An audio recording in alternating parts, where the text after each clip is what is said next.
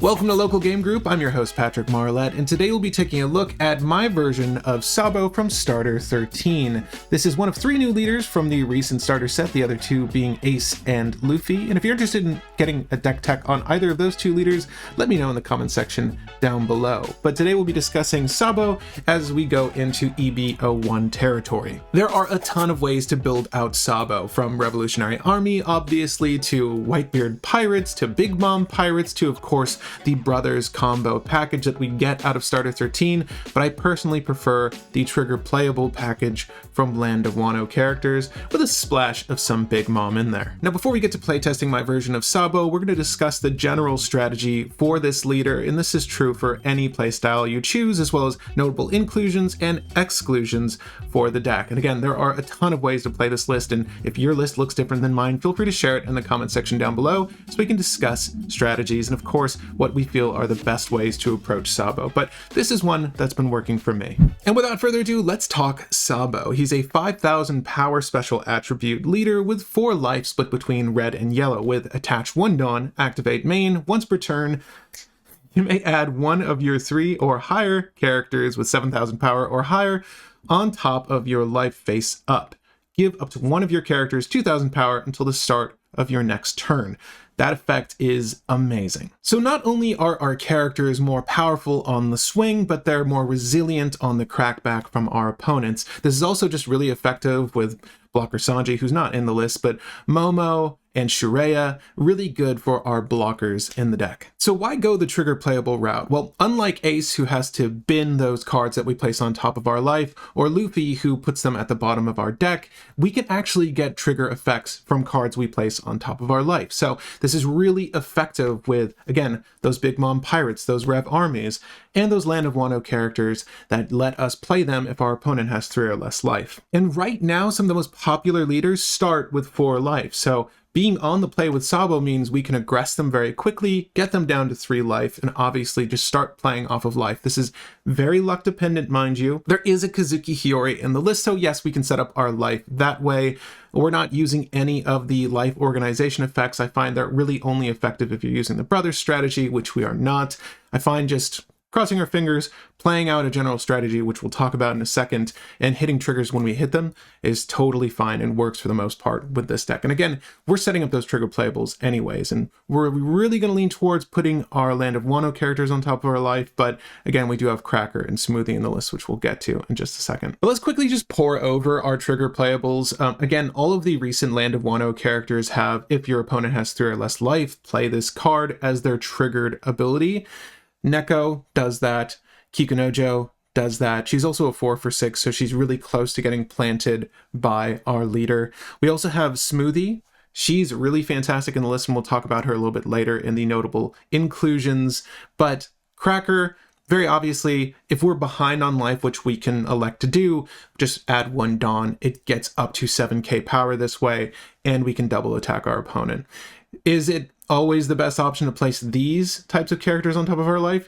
No, not really. We're actually going to want to plant our rushers on top of our life in instances where we're only seeing our Big Mom Pirates characters, but we'll get to that when we discuss general strategy as well. I like to approach deck techs by looking at our turns in order, whether we're on play or off play, so that is 1 Dawn starting or 2 Dawn starting. Personally, I think Sabo always wants to be on the play, so if we have the option, we should elect to do that. But our turn 1 play, whether on or off, is going to be a dead turn for us. There's really nothing that we want to incorporate in this list that is meaningful on turn 1 for either 1 Dawn or 2 Dawn. And even if a red or yellow searcher for Land of Wano came up, I don't really think we're going to lean towards that. Remember, 3 is the magic number for this list. That is the first thing Sabo's checking to see if we can place that card on top of our life. So we do incorporate a handful of things that are 3, rather 2 and under, like Koala, which is fantastic paired with Sabo, and or Kazuki Hiyori, and or Nami, who's just really fantastic removal or good banish with Cracker and or any of our attackers really. But we're not really concerned about playing them turn 1. So turn 1, generally a dead turn, it's okay.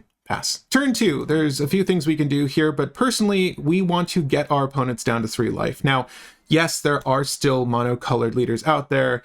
Obviously, Katakuri's been popular for ages. You will see Gecko Morias, but by and large, there are a lot more dual-colored leaders out there. So if that's the case and you're facing an opponent with 4 life, feel free to Dawn up Sabo and just swing for 8 if you're on the play, or swing for 9 if you're off the play. This isn't always the case. Sometimes you might want to just have the Dawn up to play a Shureya out, play any one of our 4-cost out, and it makes the most sense. But if it's something like a Sakazuki you're facing, just don't give them the target to bottom deck off a Houndblaze. You know, be smart about your plays. But generally, folks are going to be a little leery of taking life if they suspect you're on Land of Wano, because again, we're all, you know, like abundantly aware of the power of something like a Kikunojo when you are personally down to 3 life. So they might want to counter out of this attack. So that's why I say swing the 8, swing the 9 if you feel it's necessary, or it's okay to just swing 5, cross your fingers,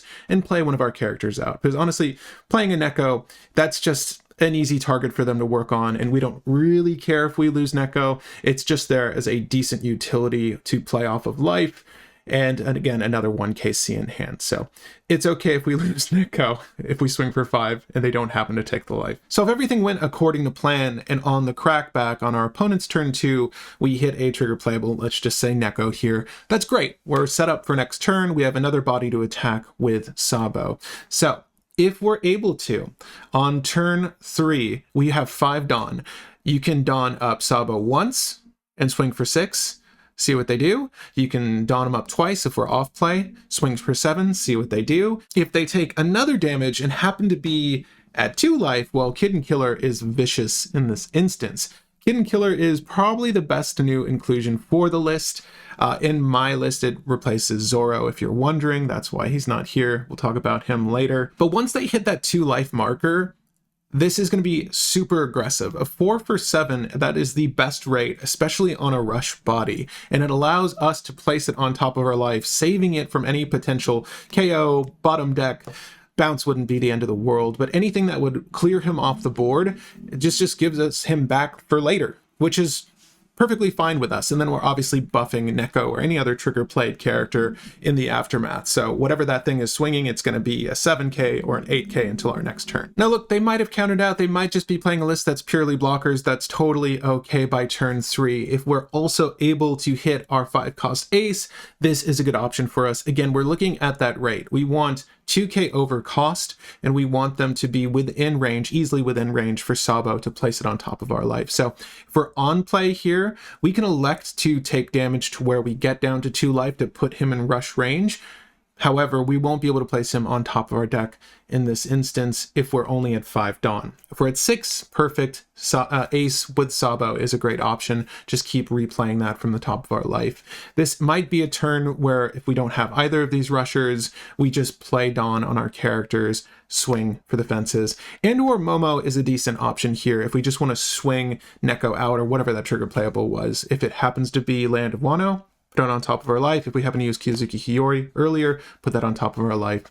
This is a good turn for him as well. Turn 4 at 7 to 8 Dawn, we should be actively blitzing our opponent, right? We'll take damage, hopefully hit some more trigger playables and or any we planted on top of our life, keep turning them sideways along with the rest of our rush playable options. But Momo here is also good as well to start planting more of those Land of Wano characters on top of our life, letting Sabo, freeing him up to place anything on top of our life. Ideally a Kid Killer or again an ace on this 7 to 8 Dawn turn.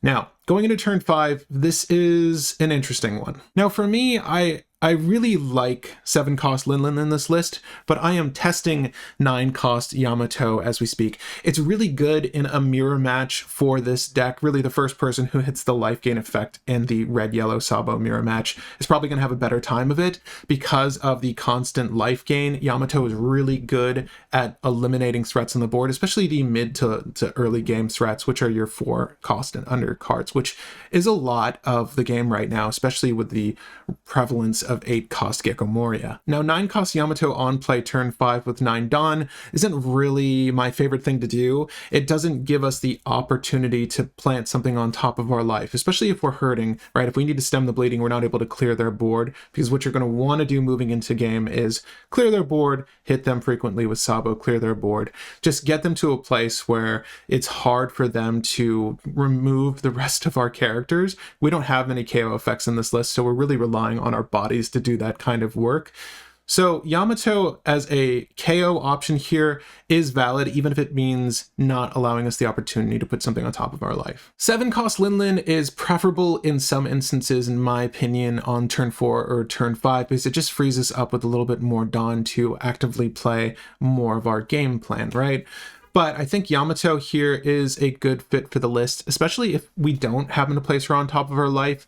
We could use Momo to do that, for instance, and or, you know, just keeping a 9k body out is really powerful. We're lower on count for her because oftentimes, you know, if we're playing our strategy effectively of just blitzing them with trigger playable characters and rushers, this is the thing we discard to Smoothie and Cracker, right? It's okay in those instances because we've got enough life gain going for us. And I think that's enough talking about the general strategy. Play out trigger playables, play out rushers, swing, go sideways every single turn, work on their characters and remove any potential threats, get them to a reduced hand size, and then worry about the rest of their life later. But try to pin them to 3 life as early as possible so you can start playing out your better trigger playable characters. Now, on that note, I want to discuss notable inclusions for the deck. Kid and Killer. It's the best. If you're not using this in your RP Law and you have a playset, put this in your Sabo deck. It's fantastic. 4 for 7, again, it is amazing rate. This is better in my opinion than Zoro, although Zoro can come out on turn 2 for us. I love that kind of aggression, but more oftentimes than not, we might not want to spare the cards to counter out and keep him around, especially if they're flailing, you know, a massive amount of damage at Zoro. He'll probably just die early. He really does come really into his element mid to late game when we can Dawn him up, place him on top of our life, just have a cheap option to blitz them with. I like Zoro still. I think it's definitely playable in the list. He came out for Kid and Killer for me, but you can use both, and a lot of players do use both. Shiraya. This is excellent in the mirror match, really against any of the brothers, particularly Black Yellow Luffy, who was clearly designed in mind for the Kid combo. He sets it up so easily, and Shiraya just ensures that we can stay alive through those 9k swings. He is fantastic when paired against Luffy, especially on the crackback as well, because we can get him to 9 power, and again, 3 is the magic number. Just put Shiraya back on our life so we can play him out later as well, provided we want to, if we don't want to leave him on the field. Again, if he swings at a 9k Luffy, he'll remain 9k until our next turn. He's super powerful in any matchup, really, though. Like mid to late game, it doesn't really matter our opponent. If they have the removal, they'll certainly want to use it. He is just a fantastic blocker and definitely one of the better ones in the game. So get your hands on copies while they're cheap. So Cracker makes obvious sense, I think, to most people. We really like double attack. We like the plus 1k power for 1 Dawn if we're behind in the game. I think this is an easy option to play, but Smoothie feels a little bit quirky for the deck. But what I like about her is she'll let us cycle through those rush playables we've been discussing this whole time. The Ace and the Kid and Killer, those are core to our package. So let's pretend we're on a 9 Dawn turn. This came out of life. I can play Kid and Killer. I'll put 1 Dawn on Sabo. I'll swing 7k with Kid and Killer. Great. Okay, I'll put this back on top of my life. I will use the 2k on Smoothie or anything else really at this point. I would rather swing multiple 7ks than 1 9k. So let's just say we put it on one of our other playables, swing with that, use Smoothie, swing again, take the Kid and Killer. Wait, how much math was that? I got 4 Dawn left. I'll swing Kid and Killer. Again, she is really good at letting us combo play our rush playable characters if we feel safe enough to do that. And again, this is when I'm trying to clear the board. If anything's gone sideways against me, I will blitz those things with Kid and Killer and something like a Smoothie. I wish the 2k power lasted until our next turn. I think that's fair for taking a card off the top of your life, but she'd probably be too playable if that was the case. I love this card. I think it makes sense in this version of the list. Second to last before I get to the quirky 2k counter in the room is Onami. I think she's one of the best removal effects in the game, especially when you plant her with Hiyori, but when you magically hit her off the top of your life, there are often 5 cost threats on the board, and some of the best blockers utilized in the game right now are 5 costs. The only sad moment to see this is when that 5 cost blocker happens to be Sabo.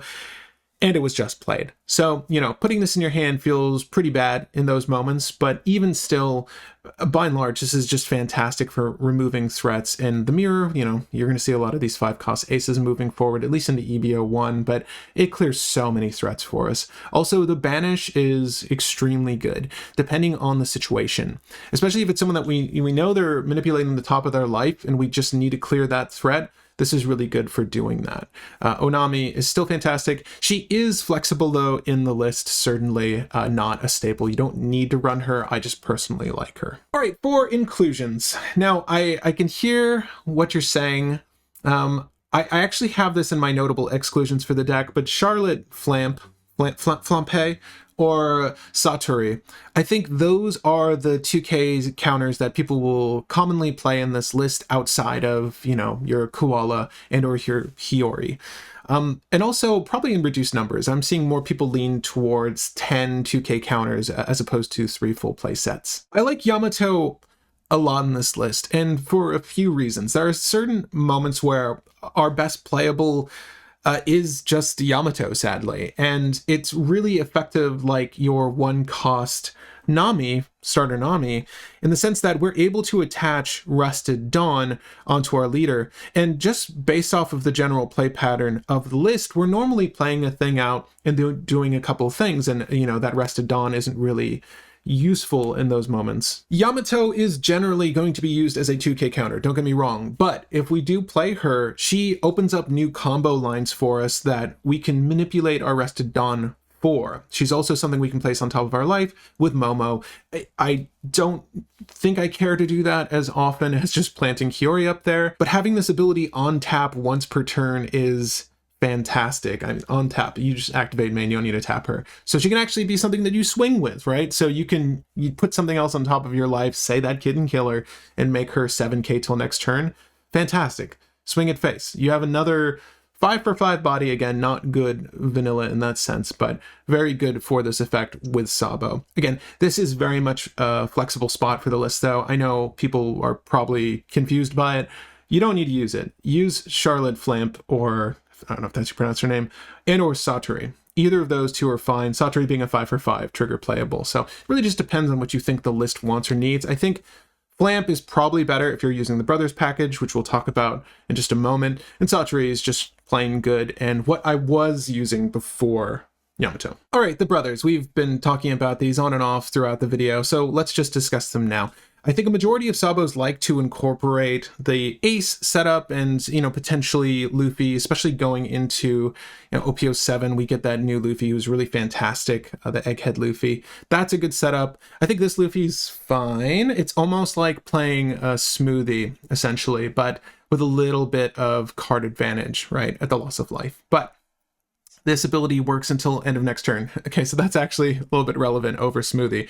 Regardless, I'm off Brothers because the setup cost relative to Ace and Luffy from that Starter 13 set is the worst among the bunch, right? So unless you're using a Hiyori or any sort of life manipulation effects like Makino, where you can return them in any order and then cross your fingers that one of those 5-cost brothers are in your life, otherwise you would need to like play your 5-cost Ace and then have the Dawn to be able to attach to Sabo and then play your Ace out. And then the package then looks like, well, then I clearly need to use Garp to make sure I hit these cards. And maybe I even use the Brother event to make sure I hit these cards. Generally, people lean towards just using Garp. It's a body that could potentially attack in a 1KC. The thing is, I don't like the setup cost for this strategy in Sabo. I don't think it's worth it. It's very, very strong when it goes off. But, you know, you can even see like Black Yellow Luffy's brick, and they're on the Garps and the events right now. Even with the setup, it easily at your fingertips with your trash with Black Yellow Luffy, that deck can brick. Sabo, it's a little harder to brick if you just happen to have aces in hand, but I don't quite like it. I think it's too costly for what you're doing, and I would rather, you know, extend that damage to a board of rushers and trigger playables than just having a little bit more resilient Sabo. But that is my personal take. I'd be curious to see if, you know, how many players are out there playing with Brothers. I know that that general strategy has worked to win in a few tournaments. That's good. I'm glad to see it, you know, like the strategy that was in that starter is healthy for play. It's probably one of the strongest starters out the gates of any starter that was printed, but I personally am not a fan of this combo in my ace build, but that's not to say it's bad. All right, Zoro, he is a 3 for 5 rush. It doesn't get much better than that. I don't like to have too many no KCs in my deck, and I just mean cards that don't have counter power. So Kitten Killer, Ace, Momo, Yamato, Kikunojo. There's a lot in this build just because that just happens to be the case with those Land of Wano types. There isn't much space for Zoro here, but if you were to incorporate him, you could honestly get rid of the Yamatos and be fine. I think that having a life gain effect extended to a character in the deck for a red yellow Sabo is healthy though. Like having the 7 cost Linlands, having the Yamatos is healthy, especially when you go down to the 1-0 life range with Yamato. This can come out though for Zoro if you just want to have a far more aggressive build. Having 3 Zoros in here would be fantastic. Hell, I even like Shanks in this list. Call me weird. I think he's quite good here, especially with Koala in later turns, getting around certain blockers. But Zoro's probably the shoe-in, and the notable exclusion I want to mention here, again, there are a lot of flexible spots in this list. There's really 100 different ways you can take this leader. It's probably one of the most fun leaders to come out in recent date because of how good it is with a variety of strategies, but it doesn't quite work well in this particular build, especially when we go into EB01. Again, Kitten Killer definitely took its place. The other rusher in the room is one of the best 5 cost in the game. He's been good since he was printed, and he was printed in Starter 1, but 5 cost Luffy, this is really good when you're using that brother combo, right? So if you have the 2 cost yellow Luffy, placing this on the field is very easy with that card, especially, you know, because we're getting a lot out of him like we would 5 cost Ace in the same instance. It's not a bad package, and you can even run a Straw Hat package for this deck, which is something we didn't talk about. You know, Searcher Nami, Diable Jams, just getting around blocker heavy decks that way, blocker heavy decks with Luffy. I like him here. Again, I don't feel 5 for 6 rate is better than Ace's 5 for 7. That is the only reason I'm using Ace over him. Even if there are blockers, I'm happy letting them like play out their blockers and playing more of a tempo game where we just have to wait through all of those interactions to clear the blockers out as opposed to just going through them. I don't mind that because it just means I can do the aggressive thing with Sabo that much sooner, right? Just having a 5 for 7. And it's not that difficult to ensure you have 2 or less life. It just means using a counter or not using a counter, or using your blocker or not using that blocker on a turn to set him up. So I like Ace a little bit more here, but really there's room for Luffy as well. Really, there's no wrong way to build this list. All right, that was a lot of talk. This is a lot of deck. If you skip to this portion of the video, guess what? We will be playtesting this version of the build. But again, if you have your own version of Sabo, I'd love to see it in the comment section down below. I, of course, will leave this list in the description if you want to copy, paste it, and try it out yourself. All right, in case you're wondering what this is, it's OPTCG Sim. It's where we'll be playtesting our decks just going to the future on the channel. Is this a keepable hand? It's fine. We can set up Smoothie this way at least, and I think that's maybe worthwhile for us, so let's just keep it. Again, that starting turn's usually dead anyway, so we're fine with this. I'm going to try to get at least 3 games in for you. If you're not interested to see how this fares against what is likely a Supernova Monkey D. Luffy build, I understand. We'll try to get in. I'll hop around and see if I can't find a Sakazuki or Gecko Moria or something that is hyper meta to see how this performs against it, but it'll be interesting to see in this matchup. I know how this deck behaves against meta list. It's really aggressive. It's really good. It does struggle to find a foothold against Sakazuki, but we'll see how it fares here. Oh, what a great top deck. Okay, so we could just hit him. He's probably holding a guard point, I assume, or maybe that's just there, but let's just go for it. Let's go for 8 to start him in on 3 life. That would be amazing. Thank God. Okay, we're open up. Let's see if we hit any trigger playables. That would be amazing. You know, sometimes you just go several games and you don't, and it hurts. But I've, you know, got high hopes here. Because we have Hiyori, I feel like we can maybe just set up a trigger play, but let's just see if we hit it. Yeah? Yeah? No. Okay. Very much not a trigger playable. This I don't want to take. Our 5 Dawn turn. So I kind of want to clear that Zoro off the board. And there's a couple ways we can do this, but I think what we'll do is probably play Hiyori. Take off the top of life. Great. Another thing we couldn't play. We can put Nami down. Onami would be really good into his setup. I feel like we're probably going to see a 5-drop in a second, so maybe we run this. Most of me wants to put Smoothie on top of the deck, but let's do Onami. And let's just go hard in on the Zoro and see what happens. There you go. 2 2Ks. All right, looks like it's definitely more of a Straw Hat build. More Straw Hat than I thought. When this leader came out, you saw a lot of Supernova strategies for it, but it just wasn't a very good leader, so I'm interested to see how well it performs here. We could kill Zoro with the Onami, but I'm not like too high on that. We'll use Shiraya here. It's fine. What I hope is that he plays a character and then swings. That would be amazing. Like this. Yeah, we'll use Onami here. Great, that's exactly what we wanted. And we have another Onami in hand. Not great, but that's okay. Let's go ahead and do this. I'll swing it life this time. See if he takes it. Cool. And now we'll play either Ace or Kid and Killer. Either option is fine because we're there. I do think Ace is maybe the better option, so we'll do that. Go 7k into here. He might try to keep this alive. And then we'll put this on top and do that. Cool. So this is one of those instances where Yamato is probably a good option on our next turn, just to get the body down. Also, the Zoro's like stuck around long enough. We aren't able to counter out. That's okay. We want the ace back anyways. Do we hit the trigger playable? We do. All right, this time around, we can probably get rid of the ace, frankly. Kid and Killer is just better going into these turns, and I kind of want the Momo just in case, so we'll do that. We might be able to just punish them here and knock them out if we go hard with Cracker and Sabo, especially with the Onami in my hand. It might make more sense to just go Onami, Cracker, banish the life, so on and so forth. And I might see if I just hit another option here also. Like, we could counter out. No, we can't counter out. We're going to take this and nope, no trigger playable. All right, here's what we're going to do. Give him banish. He's at 7k. He's at 9k. I want to swing 2 9ks. Let's see if this works. I mean, he's had counter power this entire game, so I'm really hoping that he's just out of counter power at this point. But let's go. If we wanted to play it safe, I guess we could just kill the Zoro, but I think we just try to kill him here.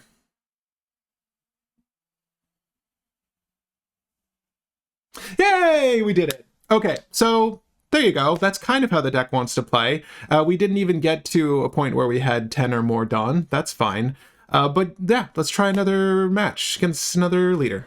All right, Uta's a good matchup. Let's see how this goes. We want to go first. Hopefully not get crushed by this girl. She has a lot of tap down effects and a couple of removal effects. This is a good starting hand. We've got a rusher. We've got a playable on turn 2 should we like, but I think we're good on that. She's going to draw a lot of cards off of us, by the way. If she hits the Nami, it's just going to happen, sadly. She might just want to take this. We'll see. Please take it. Please take it, Uta. Yes. Yes. Never punished. Like, what do you got? Any events? Okay, cool. I feel like Shiraya is going to get tapped down here, but that's okay. We'll see. I forget what this Uta runs by way of removal. Like, I don't see her too often, so for the most part, I understand Green's removal is generally based off of a thing being rested, so I'm not too concerned. All right. We are definitely going to take this, and they just hit a Nami off the top of their deck, which is amazing for them. Yeah, we'll play Smoothie out. Smoothie is going to bin... God, I really love everything in my hands. The Gecko. Okay, I think I swing probably everything here to see if I can't get Kid and Killer up to 7k. That would be amazing. It's a little bit more difficult with 5 lifers, but we'll see what we can do. All right, let's go Shiraya. Do it. Take the damage. Take the damage, please. Oh, that'd be amazing. Okay, okay. Swing here. Okay. So yeah, sadly, Kid and Killer are not going to be 7K, but that's fine. We'll still do stuff with them. We'll use the action to take the top of our life. Of course, it was Kikunojo. Cool. Okay. So on that note, this is odd. We don't have many great options here, though, and I would rather just hold the options in my hand. So we'll save Shiraya, make Smoothie 7K for the turn. All right. Find some more cards. Find some more cards. You only have 9 in hand. This is kind of the beauty of Uta, though. She's always going to have 9 cards in hand or some gross amount, so up until they just dump it with a 7-cost Luffy, but we'll see. We're going to see a lot of blockers in a second, I foresee. All right, Nami, do the thing. I have nothing for this girl, really. Unless we hit Onami off of life at some point. Or Yamato. 9-cost Yamato could kill her in this particular instance. Uta blocker was revealed, so we can expect some untapped shenanigans in our future. Attacking Sabo? Sure, I'll take Shiraya back. We have options. We have a handful of options here.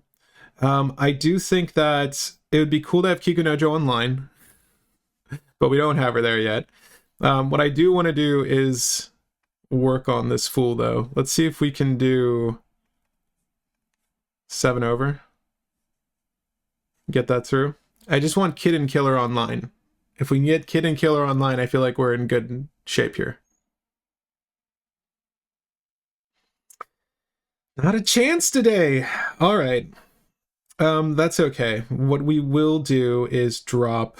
This is a weird play, but I think I'm probably just going to go Kikunojo to top of life and then just be happy with the fact that we have a little bit of a shield and then we can swing Smoothie for 7. So let's go Kikunojo, plant her, do this, attack for 7, and we'll not use the card action here. We definitely want to hit her. Just dump more of your hand. You're going to be drawn every single turn. Or don't. Please don't. Would really like Kid and Killer to be active, fully active at this point. This is a weird kryptonite for this list. I've not faced Uta with Sabo yet. Finally with the life taking. Thank you. So many blockers are coming my way though. This is gonna be so gross in a second. If you've not seen Uta played, it's not fun times for you. They also happen to use 8-cost Kid in a lot of builds, and that could really mess me up, so fingers crossed. Okay, yeah, I'd rather see Luffy, thank God. Nami's attacking me, and I think what I'm going to do is just counter out of this. We have Cracker in hand, which I think is probably the better option. We might actively need the blocker later. Yeah, we want the blocker later. All right, they revealed Bluno off the top. Just another cheap blocker? Oh, it's a film blocker at least. Okay, I see that. Yeah, we'll put Kikunojo down. Great. So this is the Smoothie special I was talking about that we're going to try to launch at them here in a second. So unless I top deck a Yamato, then sure, I'll just kill her and have a 9-cost Yamato in play. That seems okay. All right, so our 9-dawn turn, we're looking at a tapped Nami here. So what I want to do is power through and try to kill her. To do this, we should go 7. I mean, and you know... I'm going to say if they're smart, but they'll probably want to counter out, like block counter out, and make sure she stays alive, and that's okay, right? I understand the logic. So what I'm going to do is this, you know, they realize that this is their cash cow, so I definitely get trying to keep it alive. This might even give me the opportunity to get rid of this Luffy in a second. We'll see. So we could swing 8K at it, but we still have to deal with this little shite over here. So I would rather do this. Let's go ahead and put the 2K here or 2K here. We could swing 9. We could just swing clear 9 at this Luffy, but we're not there yet. I think we're probably gonna have to contend with that Luffy no matter what, but we'll find out. Let's do Kikunojo into Nami though. Burning through their hand as much as we can. I think, oh, wow, they got really upset about that and just disconnected. All right, well, I think we would have had it though. Based off of their hand here, I feel like we were in really good standing, but we had one more attack and then another more attack. I would have tried to target this Luffy, help clear their board, and then we had 2 Onamis on our life. We had it, boys. All right, brother versus brother. Let's see how this goes. I think we want to keep this, potentially. It's got rushers. We like rushers. We could probably get him down to low life, but I don't like having Yamato, Ace, and Kitten Killer, but let's try it out. All right, so Ace is very much a brother build. There's no reason to play it any otherwise. I think we're going to try to just do 8 damage here and get them to a point where we can start playing Land of Wano characters. That would be great off of our life. The top deck Shureya, by the way, the kryptonite for this list, thank God. All right, so they can potentially plant a card on top of their life. They hit it. Odds are likely that they're going to have the Luffy in hand. Okay, I do think we take this and just play it out. Sweet. Love to see it. We're going to work down this Luffy, I think, with Neko here. Okay, so we can play Shureya, but I don't think that's the best option. I do think we want to buff Neko as much as possible. Right now, that's not very easy to do outside of just donning him up. And I honestly don't mind just donning him up and swinging big at this Luffy. Like, that doesn't feel bad to me. We don't need to swing Sabo this turn, but so long as we swing 9k at him, I think we'll be okay. So let's just do this. And then plant him back on top of our life. If he discards hand, this is cool too. Like, I don't mind either of these exchanges. See how important Luffy is to his plan. Okay, cool. And now my turn. Back up to 4. Okay, so this is sort of what Sabo gets to do. All right. I'll let you know what he hits, guys. We're going to play Neko out. Yeah, sure. He might hit the, like, Sabo, the 5-cost Kill-A-Thing Sabo. It's not a bad card, in my opinion. Okay, Ace is pretty good too. It's interesting, the sequence of events here. He could have swung much bigger, obviously, but it's okay. He just revealed a Starter 13 Sabo there, so he's doing okay. I definitely want to contend with this Ace that was just placed on the battlefield, so we could go 11k at him if we're feeling really crazy here, which I am kind of feeling a little crazy here. There's no reason I don't think we shouldn't just go hardcore here. There's a couple of options, but I think that this one's the most fun, so let's go for it. Save him. Save him now. Regret playing Ace from the top of your life. I don't know, maybe they got some event for me. I'd love to see it. Yay, nay? Ooh! Oh, they're gonna do it!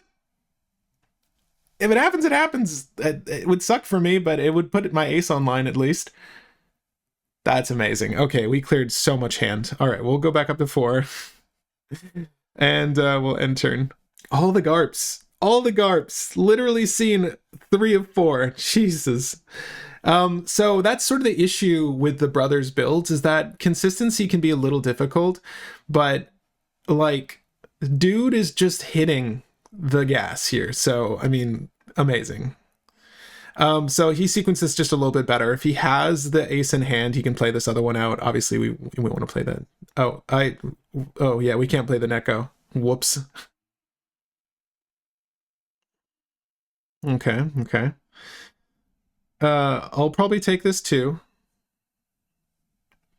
No blockers. Let's do that. I'll take your 9k, sir. Wow, no playables either. Rough times for us. I would love it if I hit a smoothie off of life. That would be so amazing. Because I'm thinking we can, like, 9-cost Yamato here. It's not the worst plan in the world. But we could just do this. Kill that. And then 9-cost Yamato, one of these aces down. And then just rest on that. We would still only be at 2 life, sadly, but it does put his aces off of being rushable. I mean, he's hit all of them. So the other thing we can do is sort of blitz him with board. There's the ways we can line up trigger playables. There's a shit ton of things we can do, but I kind of just want to drop the Yamato now and get this online.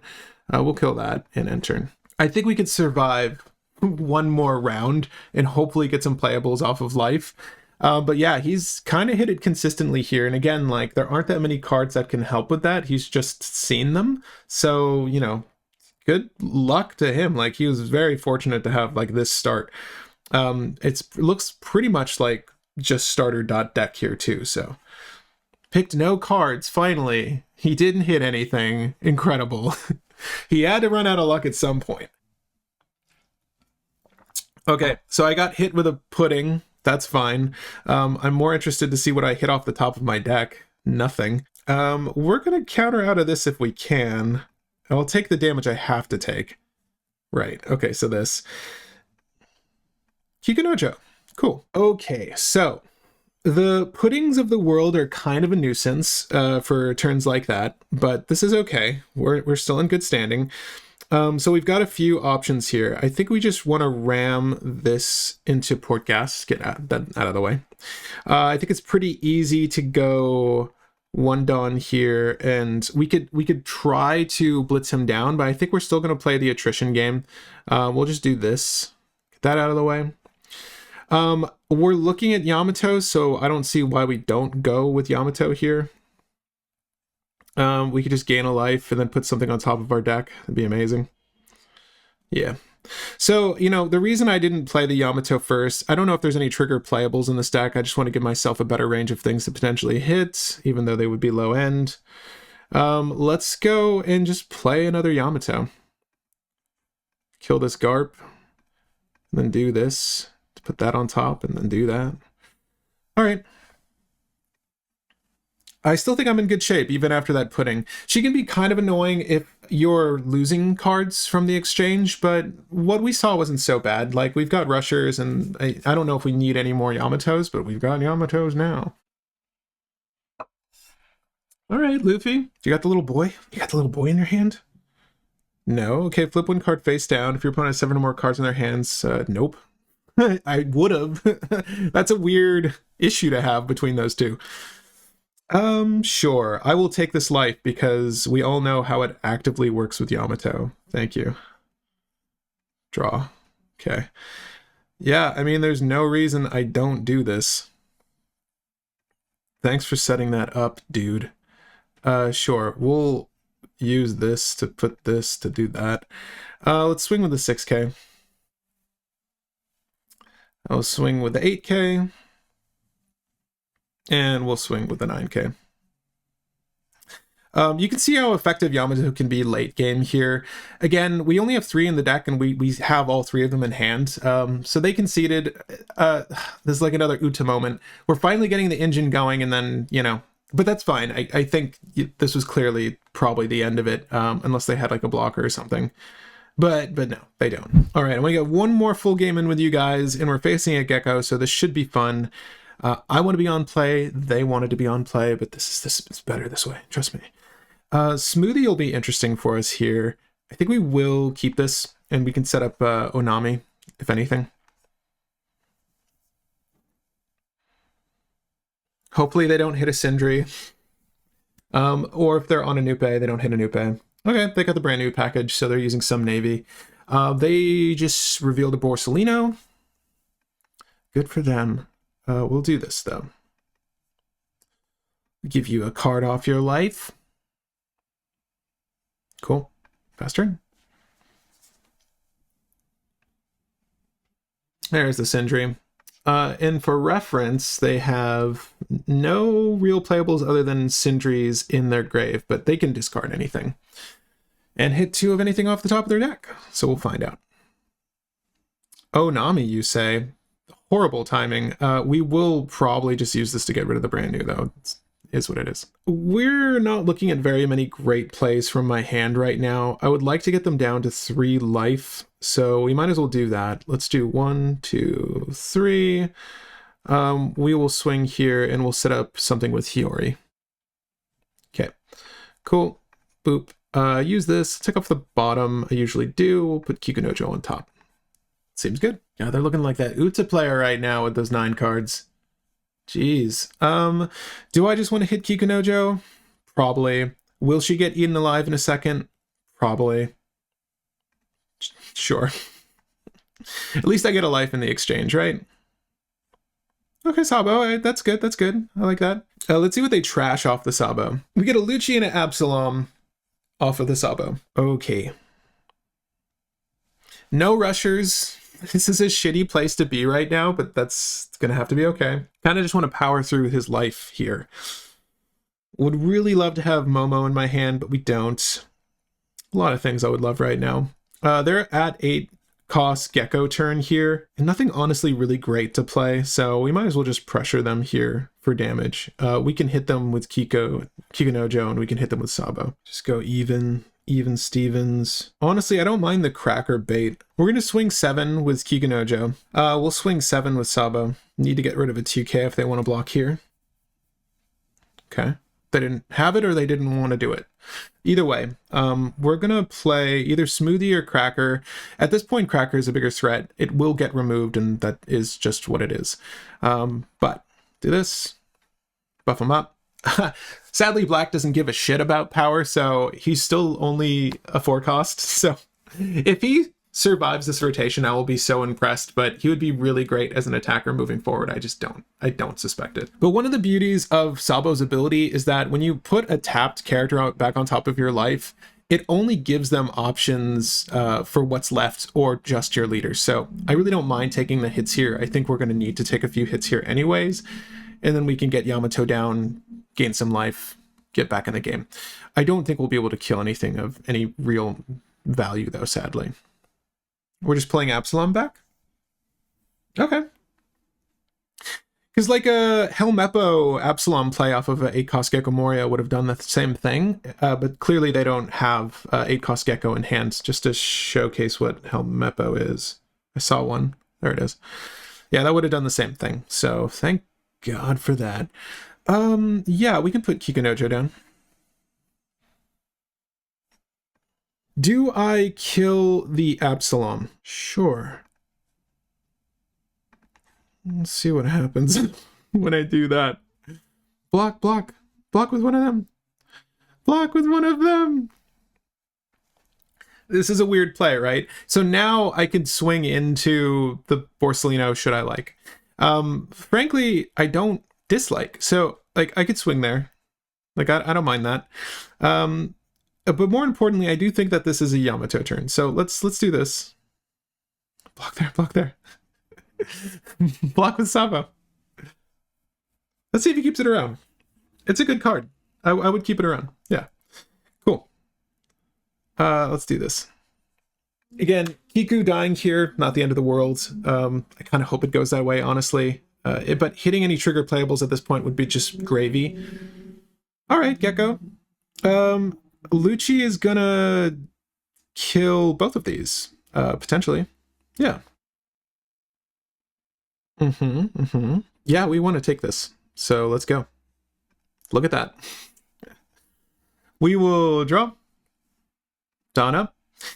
All right, so we are in a interesting position. We could kill the Lucci here, right? So there's no reason we shouldn't just do... Jeez. Yeah, I mean, let's just kill the Lucci. So I'll do this. We'll Sabo up. We'll put this on top of deck. Do that. Swing. We're in a decent spot. We have card advantage over them. All that good stuff. Hogback, really? Okay. I want to kill the board. Like, I'm less concerned about cards in hand at this point. I'm not... I want to kill the board. I can kill the Helmeppo, but I do think it's probably better to just threaten this. It would be nice if he tried to block with Sabo. Don't see why I would. I think he'd probably try to work towards crackback, right? Okay, cool.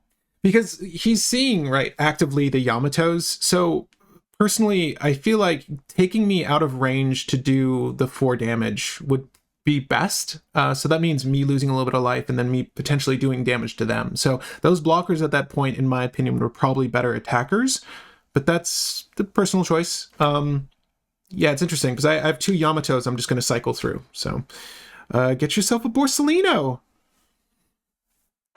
Are you going to Lucci my Kiku again? Why? It is what it is. The Smoothie, I might just play out to get that whole thing set up, but we'll see. I really need a rusher at this point. That's the thing we've been missing this whole game, is just not having any rush effects, but it's fine. Yes, I'll take no, I'm not going to take that. You're crazy. Did he just played he just played this one. Okay. Yeah, we're not taking that. We'll do this and then we'll get rid of the Onami would be very good setup with Hiyori, so I feel like I need to save that. We'll get rid of the smoothie. And we will take this. There you go, Hiyori. There's a freaking rusher. My god, dude, we've been waiting this whole game for this shit. So we could probably just kill him now, which I think we'll do. So we'll do... Let's do this. Okay. Okay, so we're going to swing for 9k here, and then I should be able to swing for more here. Just risk it for the biscuit here, and then just don up the rest on Sabo. Baby! All right, what do they have in hand? Rob Lucci, Kuzan, brand new, Absalom, Hogback, sure. That's what I'm talking about, though. The deck needs the rushers. Maybe we reintroduce the Zoros, but you get what I'm saying. At a certain point, you just need those bodies to help you blitz, and fortunately, you know, they didn't recover any blockers. You know, maybe the Borsellino would have been better there from the grave, but I guess, you know, taking out another potential attacker was a good plan. But yeah, top deck, Kid Killer, exactly what we needed. Thank God. Just focus board, do the damage. We win. And that's it for the Sabo deck tech. That is how the list should be piloted, and with any luck off of life and or top decking, you can pull in some wins. Again, those rushers are crucial. 7k magic number, 3 cost magic number. Make sure you hit those so that you can get the ball rolling on your strategies. But I like the Land of Wano variation of this build, but again, it's only one way to play it. Let me know how you guys are playing this deck yourself. I'd love to see those lists in the comments, and if you'd like to see any of the other 2 brothers from Starter 13, let me know in the comments as well. I'd be happy to brew them and talk about them with you guys on the next episode. But I'm Patrick, your local game guy. This is Local Game Group, and I'll see you in the future. The future? Whatever. I'll see you in the future. I'll see you in OP07.